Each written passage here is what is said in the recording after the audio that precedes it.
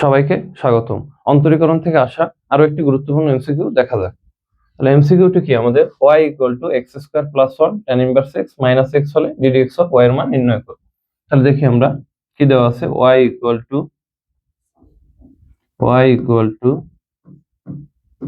x² + 1 tan inverse x - x।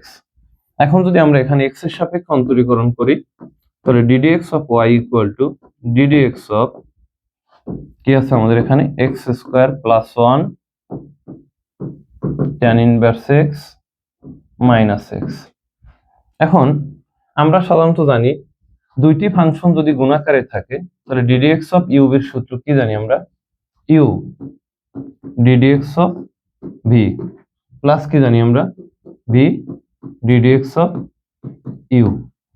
এখন আমরা দেখি এখানে যদি আমরা অন্তরীকরণকে আলাদা করি তাহলে একটা লিখতে পারি কি আমরা ddx অফ x² + 1 ইনটু কি tan inverse x, আরেকটি কি লেখা যায় মাইনাস ddx অফ x। এখন দেখো এখানে কয়টি ফাংশন গুণাকারে আছে x এর, দুইটি, একটা হলো x² + 1 আর একটা হলো tan inverse x। তাহলে একটা ফাংশনকে আমরা u ধরতে পারি আর একটা ফাংশনকে কি ধরতে পারি আমরা, v ধরতে পারি।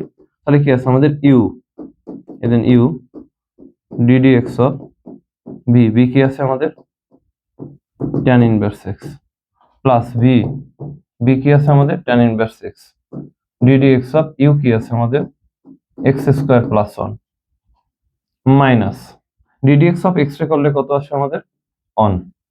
এখন দেখি আমরা এখানে x² + 1 আর ddx of tan inverse x রে করলে কি হয় আমাদের 1/1 plus x² plus tan inverse x ddx of x² + 1 রে করলে কি হয়, ddx অফ x² কে করলে x⁴n অনুসারে কি আসতেছে আমাদের n x n - 1 2 - 1 মানে 1 প্লাস ddx অফ 1 রে করলে হয় 0, তাহলে 2x + 0 মানে 2x, এই মাইনাস এই 1। এখন যদি x² + 1 আর এই 1 + x² সাদাই লিখতাম x² + 1, তাহলে উপর নিচে এটি কি কাটাকাটি হয়, তাহলে কি 1 plus tan inverse x 2x - 1।